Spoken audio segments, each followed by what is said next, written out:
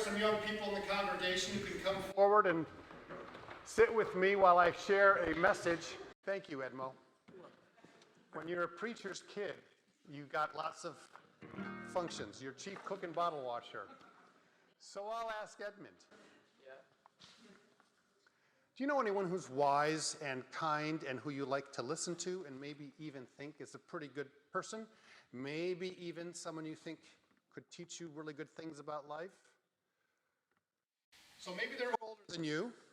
Maybe they're older even than your grown-ups. And I have a few in my life. There are only a few. They're rare. I call them my elders.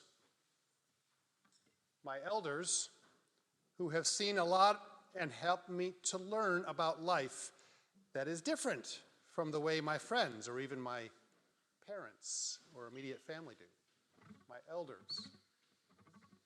So prayer is a way of being with God like we are with elders in our lives, whom we love. Oh, thank you, Sarah. Thank you, Audra. They're with us in ways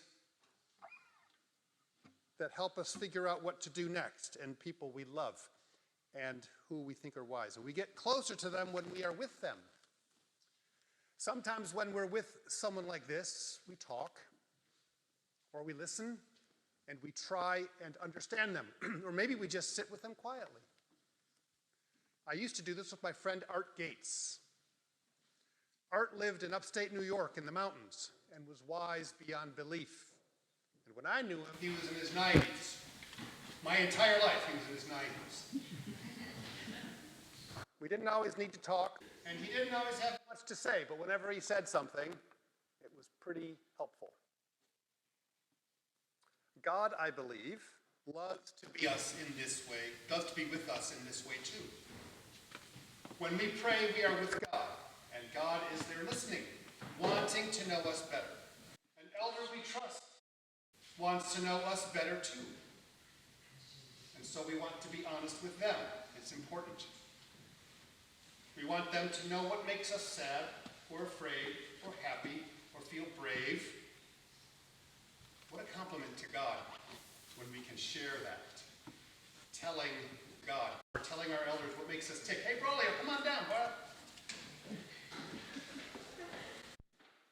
We're talking about elders, the people who make us feel safe and who are wise. It may be different with the rest of our friends or with other people.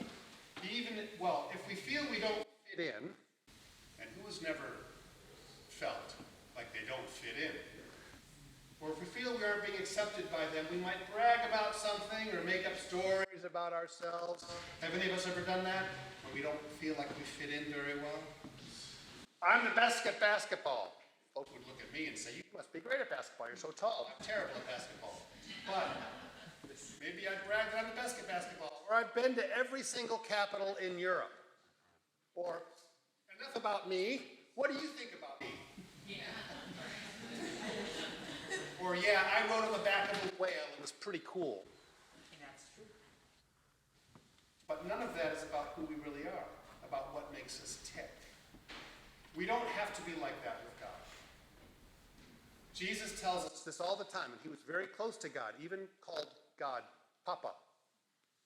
And sometimes, something Jesus says all the time is if you follow what Jesus does, making friends with folks who aren't very popular, or listening to people on a bad day, or standing up against bullies and helping the folks who are being bullied, you'll find yourself feeling a little closer to God.